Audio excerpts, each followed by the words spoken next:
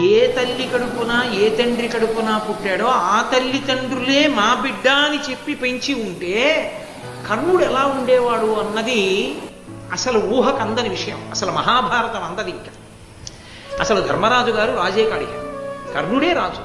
కర్ణుడు రాజ్యనికం చేస్తాడు. పైగా ఇంకొక మాట చెప్పాలంటే యుగాంతము వరకు కర్ణుడే రాజు. ఎందుచేత యుగాంతమేమి, కలియుగంలో కూడా కర్ణుడు ఉంటాడు. కారణం, కర్ణుడు చిరంజీవి. కర్ణుడి కవచకుండలాల్లోంచి అమృతం పడుతుంటాడు. అమృతం పడుతుంది కాబట్టి ధర్మరాజు, భీముడు, అర్జునుడు, నకులుడు, సహదేవుడు వెళ్ళిపోతారు కాబట్టి తప్ప కర్ణుడు వెళ్ళడు.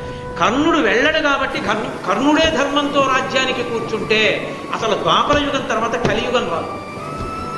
కర్ణుడు చిరంజీవి కాబట్టి కర్ణుడి కవచకుండలాలు పోవాలి.